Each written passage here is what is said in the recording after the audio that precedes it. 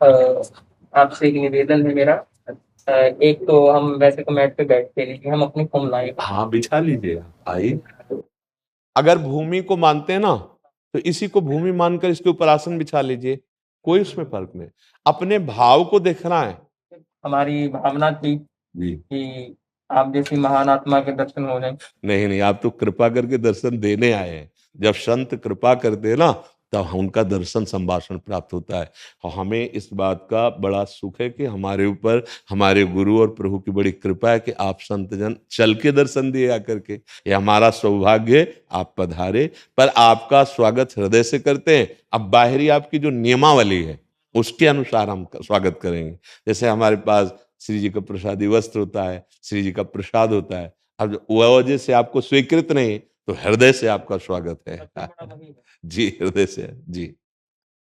बहुत कृपा करिए आप दर्शन। कृपा तो देखो आपकी भावना है, आपकी विनम्रता है ये तो, और हमारी क्या कृपा है। बहुत छोटे हैं। आपके बारे में सुना, देखा तो नहीं, खैर इतना सुना था तो आगरे की ओर जाने का भाव था, तो सोचा कि ये रास्ते में है तो क्यों ना उनसे दर्शन करते मिलन करते हुए इस भावना से हमारा यहाँ आना हुआ। किसी भी मार्ग में जब हम चलते हैं महाराज जी, वो सब मार्ग उसी एक परम तत्व के हैं। उसके चलने के अलग अलग पद्धतियां हैं, तत्व तत्व एक ही है। हम सबको एक ही बात ध्यान देनी है कि हमारी चित्त वृत्ति सदा, जो गुरु जी ने हमें मार्ग दिया है, जो हमें लक्ष्य बताया है, बस उसी के चिंतन में रहे। हमारा चिंतन अखंड। और एक शब्द आया है शास्त्रों में, तन्मयाहा। हाँ, हम इसका चिंतन न होने पावे, नानात्व का चिंतन न होने पावे, अपने इष्ट का चिंतन, इष्ट का मतलब जो अभीष्ट है, वो स्वरूप है, या हम आत्मस्वरूप सामने गुरुदेव को या आराध्य देव के किसी भी रूप को, हमारा चिंतन सतत होना चाहिए। उसी से वस्तु की प्राप्ति होती है। चाहे जिस मार्ग से चले, हमारा चिंतन बचना चाहिए। अगर हमारा चिंतन स्त्री पुरुष नानात्व में, या मान अपमान सुख दुख लाभ हानि में, तो अभी हमारा चिंतन बहिर्मुख है। हाँ, संगम त्यजेत मिथुन व्रतिना मुमुक्षु सर्वात्मना न विसजेत बहिरिंद्रियाणि एकश्चरन रहश्चित्त मनंत इसे युंजीत तद वृतिषु साधुश्चेत प्रसंगा। कहते हैं कि यदि आप मुमुक्षु हो, मोक्ष पदवी प्राप्त करना चाहते हो, समस्त द्वंद्वों से मुक्त होना चाहते हो, तो किसी भी विषयी पुरुष का आश्रय न ले। जो इंद्रियों के सुखों में मगन है, संगम त्यजेत मिथुन व्रति नाम में मुक्षु, उसका संग नहीं होना चाहिए। अंतर की वृत्ति।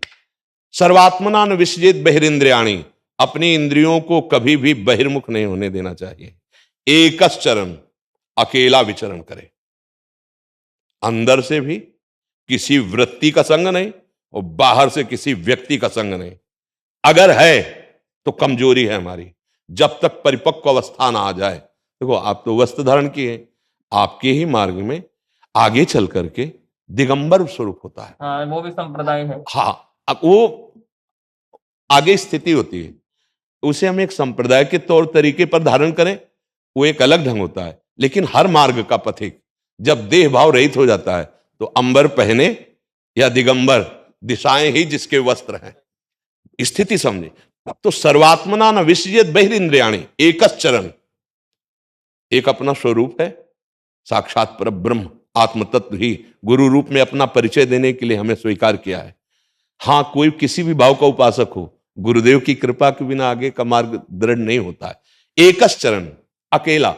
अगर कहीं संग करे तो तद्व्रतेषु, जो आप व्रत लिए हैं, आत्म तत्व का अनुभव करना या भगवत तत्व की आराधना करना, वह उन्हीं का संग हो। शास्त्र आज्ञा करता है, नहीं तो जब तक परिपक्व अवस्था ना आ जाए, तब तक साधु सावधान रहे। इससे, अगर इससे सावधान हो गए तो कोई फंसा ही नहीं सकता। सबसे बड़ा माया का जादू ये है। हाँ, अब क्या होता है, हम सब कुछ तो छोड़ दिए, लेकिन जिससे सब कुछ में फंसे थे उसको नहीं छोड़ पाते। हाँ, अगर साधु इसको मिटा दे तो सभा में बैठा हुआ भी एकांत है, विषयों के बीच में भी रहता हुआ उपरति को प्राप्त है। एक होता त्याग, फिर होता वैराग्य, एक होता उपरति। हाँ, ये मार्ग उपरति का है। वैराग्य भी एक स्थिति है, लेकिन उपरति कोई भी अपने चिंतित तत्व के सिवा कुछ है ही नहीं। सर्वान वस्तुतया निरीक्ष परम स्वाराध्य बुद्धिर्मम। यदि आत्म तत्व तो एक ही है, ये सब भ्रम है, वही एक छाया हुआ है। बहुत सावधानी से निकल चलो महाराज, गुरुजनों की कृपा से आ गए हो। बस ये देखते रहना है कि जो मिटाना है कहीं वो सज न जाए। देहाभिमान, देह भाव, जिसको मिटाना है वो कहीं सज न जाए। बहुत सज करके फिर ये हमें फंसा लेता है। इतने दिनों से ये नहीं पिया, इतने दिनों से ये नहीं खाया, ऐसा ऐसा ऐसा, ये सब बाह्य क्रियाएं केवल देह भाव से है। आप अक्रिय हैं, आप निर्विकार हैं, आप न भोगता है न करता है। अभी अभी रंग में आ गए, बस हो गया।